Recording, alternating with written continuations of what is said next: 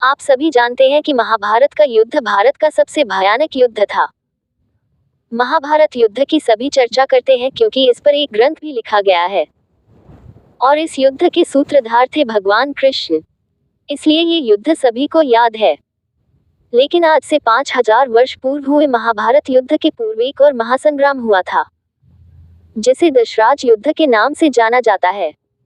ये युद्ध लगभग 7200 वर्ष पूर्व हुआ था। इस युद्ध की चर्चा ऋग्वेद में मिलती है। ये रामायण काल की बात है। दाशराज युद्ध त्रेतायुग में लड़ा गया। महाभारत युद्ध के पहले भारत के आर्यावर्त क्षेत्र में आर्यों के बीच दाशराज युद्ध हुआ था।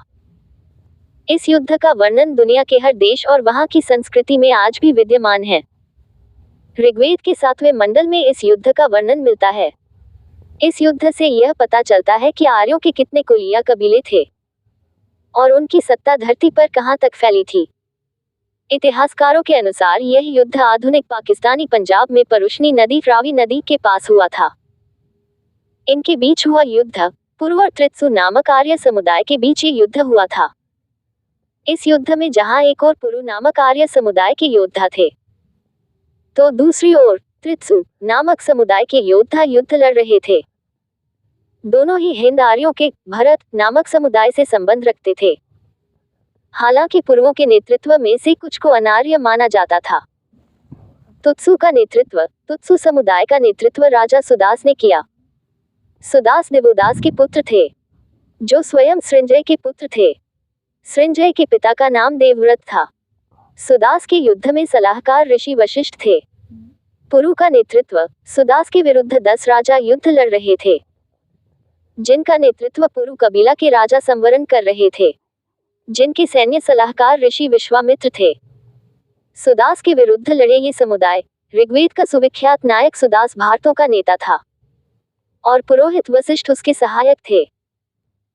इनके शत्रु थे 5 प्रमुख जनजातियां अनु, द्रुह्यु, यदु, तुर्वशस और पुरु तथा 5 गौण जनजातियां अलिन, पथ, भलानस, शिव और विशानिन के 10 राजा। विरोधी गुट के सूत्रधार ऋषि विश्वामित्र थे और उसका नेतृत्व पुरुओं ने किया था। हालांकि इन 10 राजाओं का सभी जगह अलग अलग वर्णन मिलता है। नंबर 1 अलीन समुदाय। इतिहासकार मानते हैं कि यह कबीला अफगानिस्तान के नूरिस्तान क्षेत्र के पूर्वोत्तर में रहता था। चीनी तीर्थयात्री हुएन त्सांग ने उस जगह को उनकी गृहभूमि होने का जिक्र किया है। अलीन समुदाय का नाम है राजा का नहीं, इनके राजा कौन थे यह अभी अज्ञात है। नंबर 2 अनु। ये ययाति के पुत्र अनु के कुल का समुदाय था, जो परुशनी रावी नदी के पास रहता था। अनु समुदाय का नाम है राजा का नहीं, इनके राजा कौन थे यह अभी अज्ञात है।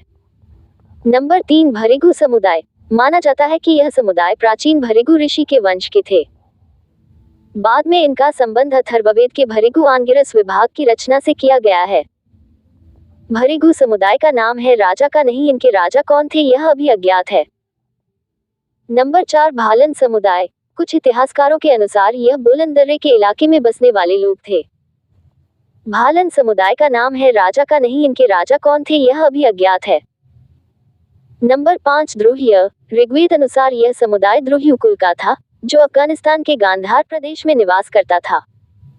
द्रुह्य समुदाय का नाम है राजा का नहीं, इनके राजा कौन थे यह अभी अज्ञात है।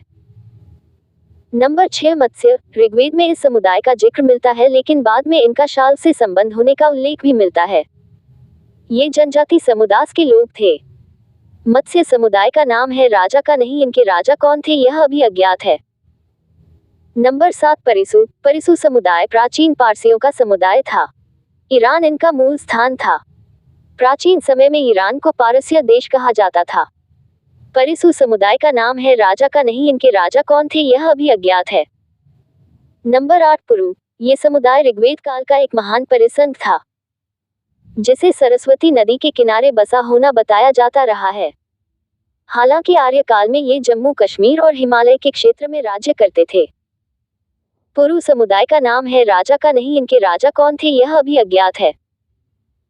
नंबर 9 पनी। इन्हें दानव कुल का माना जाता है, लेकिन बाद के ऐतिहासिक स्रोत इन्हें स्किथी लोगों से संबंधित बताते हैं। पनी समुदाय का नाम है राजा का नहीं, इनके राजा कौन थे यह अभी अज्ञात है।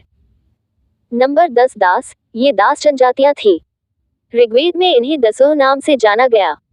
ये भी माना जाता है कि यह काले रंग के थे। दास समुदाय का नाम है राजा का नहीं, इनके राजा कौन थे यह अभी अज्ञात है। उक्त समुदाय के नाम पर ही राज्य हुआ करते थे। कैसे बने थे ये 10 राज्य? तुत्सु राजा दिवोदास एक बहुत ही शक्तिशाली राजा था, जिसने संबर नामक राजा को हराने के बाद उसकी हत्या कर दी थी, और उसने इंद्र की सहायता से उसके बसाए 99 शहरों को नष्ट कर दिया। बाद में धीरे धीरे वहां कई छोटे बड़े 10 राज्य बन गए। वे 10 राजा एकजुट होकर रहते थे, लेकिन दिवोदास के पुत्र ने फिर से इन पर आक्रमण कर दिया। उल्लेखनीय है कि भगवान ऋषभदेव के समय उनकी आज्ञा से इंद्र ने धरती पर 52 राज्यों का गठन किया था। इंद्र के विरुद्ध कई राजा थे। क्यों हुआ था युद्ध? ये भी सत्ता और विचारधारा की लड़ाई थी। एक और वेद पर आधारित भेदभाव रहित वर्ण व्यवस्था का विरोध करने वाले विश्वामित्र के सैनिक थे, तो दूसरी ओर एकतंत्र और इंद्र की सत्ता को कायम करने वाले गुरु वशिष्ठ की सेना के प्रमुख राजा सुदास थे। ऋग्वेद में दासराज युद्ध को एक दुर्भाग्यशाली घटना कहा गया है। इस युद्ध में इंद्र और वशिष्ठ की संयुक्त सेना के हाथों विश्वामित्र की सेना को पराजय का मुंह देखना पड़ा। दासराज युद्ध में इंद्र और उसके समर्थक विश्वामित्र का अंत करना चाहते थे, हालांकि विश्वामित्र को भूमिगत होना पड़ा। उस काल में राजनीतिक व्यवस्था गणतांत्रिक समुदाय से परिवर्तित होकर राजाओं पर केंद्रित भी हो रही थी। दासराज युद्ध में भारत कबीला राजा प्रथा पर आधारित था, जबकि उनके विरोध में खड़े कबीले लगभग सभी लोकतांत्रिक थे। किसकी जीत हुई? इस युद्ध में सुदास के भारतों की विजय हुई और उत्तर भारतीय उपमहाद्वीप के आर्यावर्त और आर्यों पर उनका अधिकार स्थापित हो गया। इसी कारण आगे चलकर पूरे देश का नाम ही आर्यावर्त की जगह भारत पड़ गया। ऋग्वेद में अफगानिस्तान की प्रमुख नदियों और जातियों का वर्णन मिलता है। सुवास्तु, प्रभु, गोमती का स्पष्ट उल्लेख मिलता है तथा अनिल, पक्त आदि राज्यों का भी विवरण मिलता है। स्वात घाटी उस काल में श्वेत घाटी कहलाती थी। जलालाबाद में स्तूपों के वैसे ही खंडहर मिले हैं जैसे तक्षशिला में। कौन था राजा सुदास? सम्राट भरत के समय में राजा हस्ती हुए, जिन्होंने अपनी राजधानी हस्तिनापुर बनाई। राजा हस्ती के पुत्र अजमीर को पंचाल का राजा कहा गया है। राजा अजमीर के वंशज राजा संवरण जब हस्तिनापुर के राजा थे तो पंचाल में उनके समकालीन राजा सुदास का शासन था। राजा सुदास का संवरण से युद्ध हुआ, जिसे कुछ विद्वान ऋग्वेद में वर्णित दाशराज्य युद्ध से जानते हैं। राजा सुदास के समय पंचाल राज्य का विस्तार हुआ। राजा सुदास के बाद संवरण के पुत्र कुरु ने शक्ति बढ़ाकर पंचाल राज्य को अपने अधीन कर लिया। तभी यह राज्य संयुक्त रूप से कुरु पंचाल कहलाया, परंतु कुछ समय बाद ही पंचाल पुनः स्वतंत्र हो गया।